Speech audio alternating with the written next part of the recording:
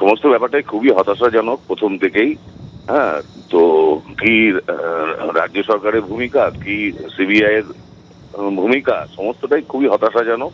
তার কারণ যে নৃশংস ঘটনাটি ঘটেছে তার বাবা মার তার আর কার উপরেই আস্থা রইল না।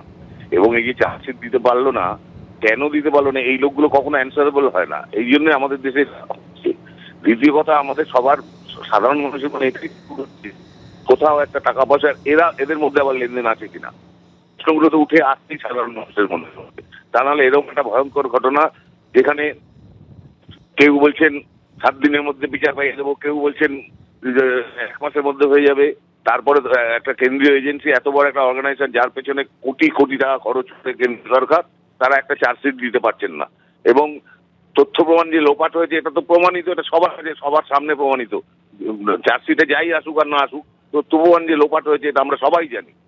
এই এরকম ক্ষেত্রে যদি এরা জামিন পেয়ে যায়, আর যেটুকু যদিও কোথাও কোনো প্রমাণ থাকে, সেগুলো কি সুরক্ষিত থাকবে? আমার মনে হয় না।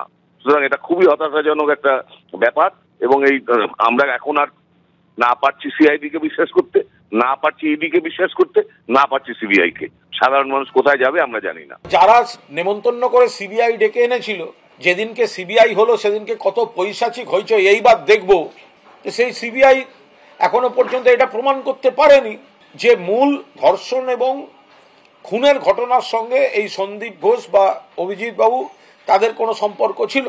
এটা কোর্টের বিষয়, কোর্টের সিদ্ধান্ত, কোর্ট জামিন মঞ্জুর করেছেন এবং তার সঙ্গে এই তদন্ত সংক্রান্ত কিছু বিষয় নির্দেশিকা এজেন্সিকে দিয়েছেন। ফলে নিশ্চিতভাবে নির্দেশিকাগুলি তাৎপর্যপূর্ণ। প্রত্যেকটি মানুষ প্রত্যক্ষ করেছেন যে 9 তারিখ ঘটনা ঘটে যাবার পর ক্রাইম সিনে কিভাবে বহু মানুষের অনুপ্রবেশ ঘটেছিল পুলিশের উপস্থিতি সত্ত্বেও।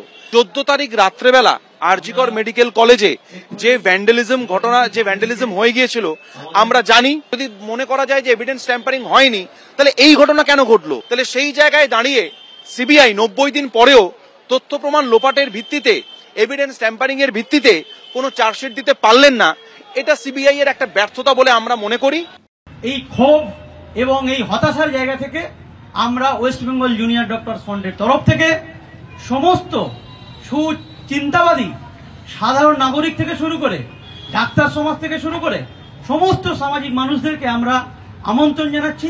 আমরা এই যতগুলো প্রশ্ন আমাদেরকে সিবিআই মেলাইন করার চেষ্টা করেছে, আজকে তারা চার্জশিট জমা দিতে পারেনি, এই প্রশ্নের উত্তর পাওয়ার জন্য দুপুর 2টো থেকে আমরা করুণাময়ী থেকে সিজিও কমপ্লেক্স পর্যন্ত একটা অভিযানের ডাক দিচ্ছি।